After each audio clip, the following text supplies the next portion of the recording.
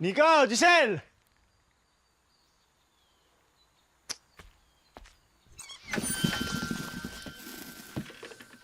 Nico!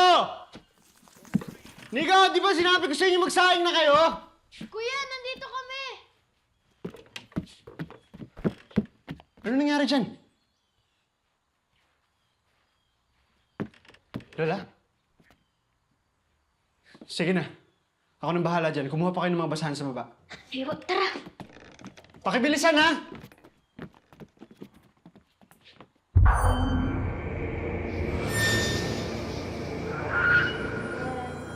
Nothing you've ever been.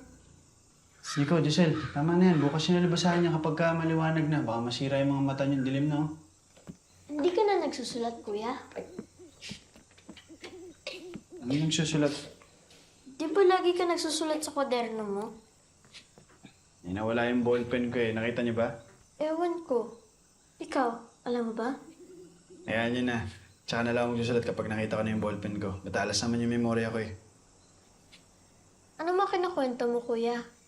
Kung ano lang, kung ano yung nasa isip ko, kung ano yung nararamdaman ko. Sige na, bumaba na kayo. Ayaw pa magpaiwan ni Lol. Ni Mama Susan. Tulog na, ha?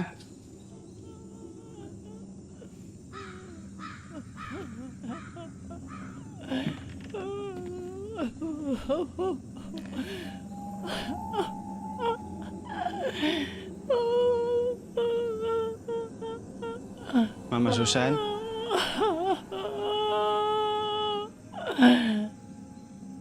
Malapit na ang katapusan. Hihihipan ng unang anghel ang kanyang trumpeta at uulan ng yelo at apoy na may kasamang dugo. Masusunog ang ikatlong bahagi ng lupa at ikatlong bahagi ng mga punong kahoy at lahat ng sariwang damo. Uy! Uy! Doon ka magpahinga sa kwarto mo ng mabuti. Baka mamaya ikaw naman ang magkasakit. Kami na bahala dito. Sige na.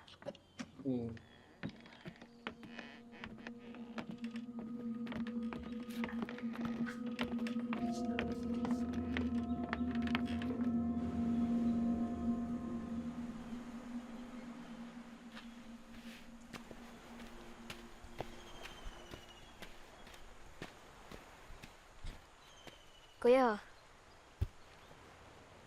Para saan to? para makapagsulat ka na ulit ng mga kwento mo. Salamat. Hindi mo na ba ginagamit to? Meron pa naman ako isa. Tsaka, di na kami nagsusulat ngayon sa aralan. Ano na ginagawa niyo ngayon dun? Wala na. Marunong na kasi kami magsulat, magbasa, at magbilang. Pag marunong na kayo ng mga yun, wala na kayong gagawin? Wala na. Di ba kung eskwelahan na ba ngayon dito? Saan yan? Kina Ate Rosa. Kanina ka pa namin hinahanap ni Giselle. Anong ginagawa mo dito?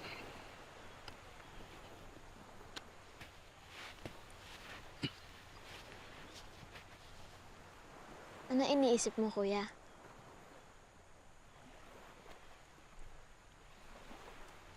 Nakikitira kasi ako dun sa Maynila sa mga mag-anak ko. Yung mga pinsan ako dun, si Ariel at Jeng na palaging nag-aaway. Si Cheryl, sinisira yung mga paborito kong gamit sa mundo. Si Julius, na kasing laki at kasing kulit mo.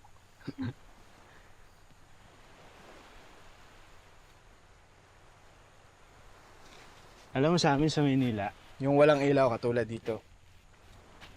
Kahit isang oras pa lang, tumitigil yung mundo namin.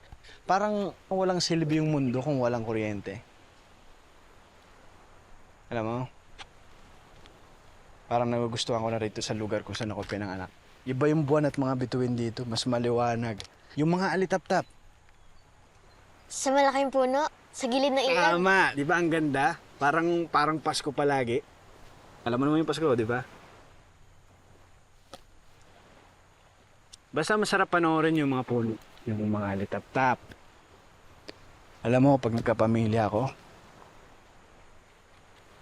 ititira ko sila sa ganitong klaseng lugar. Masarap talaga dito.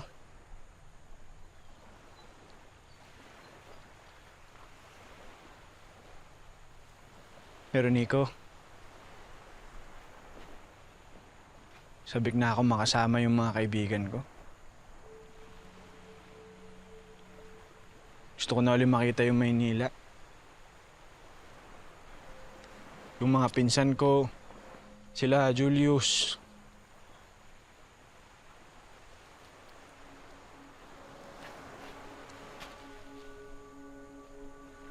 Pagod na ako dito. Saka, Natatakot ka na rin ba, kuya?